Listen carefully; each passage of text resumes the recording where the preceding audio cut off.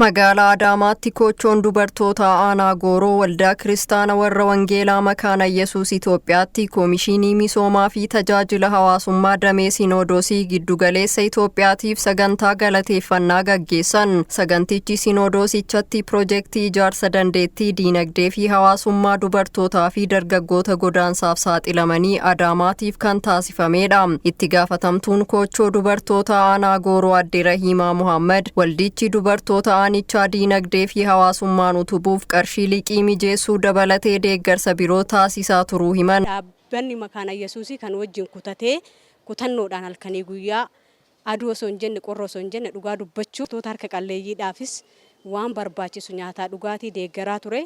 Hojiilee baay'ee deeggaraa ture jechuudha. Kaayyoon sagantaa kanaas deeggarsa waldichi taasisaa jiruuf beekamtii kennuu fi fuulduratti kana caalaa hojjechuuf kaka'umsa walitti horuufi jedhan. Sagantaa galateeffannaa wajjin waraqaa sartifikeettii beekamtii kenninee fi hamilee argatanii nu wajjin akka socho'aniif.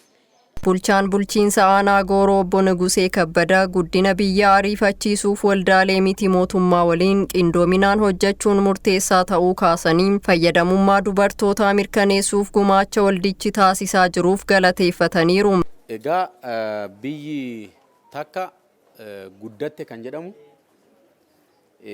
callisee kadhatee yookaan immoo karaa biraatiin socho'ee osoo hin taane karaa amma teenyetoo waliin mari'achaa jirru kanaan karaa amma bifa amma isin deemaa jirtan kanaan waliin qindoofnee qaamoleen garaagaraa mootummaa qofa osoo hin taane uummannis gahee isarraa eegamu keessatti taphatee dhaabbileen miti mootummaatis akkaataa amma waldaan makaana Yesuus amma socho'aa jiru kanaan siyaasarraa karaa bilisa ta'een keessatti hirmaatanii gama hundaanuu gama diinagdeetiin gama hawaasummaatiin akkasumas immoo Dimokiraasii biyya kana keessatti akka lafa qabatu akka dakaagu gochuudhaan yoo karaa adda addaatiin hundi keessatti hirmaate biyyi waa hundarraayyuu bilisa taate biyyi of dandeessee biyya dhiibbaa uumuu dandeessu biyya uummanni ishee lammiin ishee keessatti kabajamee diinagdeedhaan hunduu akka barbaadetti keessa socho'uu danda'u uumuu kan dandeenyu yoo kun ta'edha jechuudha. Piroojeektii ijaarsa dandeettii diinagdee fi hawaasummaa dubartootaa fi dargaggoota godaansaaf saaxilamanii Adaamaatti itti gaafatamtuun damee tajaajila hawaasummaa Adde Saaraa Salamoon akka aanichaatti hanga ammaatti dubartoota harka qalleeyyii 150 ta'an tajaajila liqii mijeessuun hojiitti galchuu dubbatanii fuuldurattis dubartoota gama hundaanuu jijjiiruuf waldichi karoora bal'aa qabatee hojjetaa jiraachuu himan.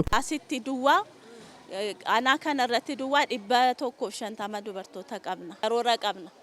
Kana caalaa gara fuulduratti bal'isnee dubartoota harka qalleeyyii walitti intanaa goonee hojjechuudhaa fi jiruu jaraa fooyyomsuuf karoora qabna. Karoora bal'aa qabna. Dubartoonni deeggarsi taasifameef tokko yaada Adaamaa Broadcasting Servisiif kennaniin carraa argataniin hojjetanii jireenya isaanii fooyyessaa jiraachuu himuun deeggarsa waldichi taasiseefiif galateeffataniiru.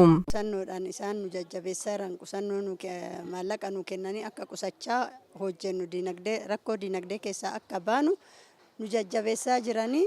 Waldaan kun haa keenya jechuu duubatti hin je'u'an.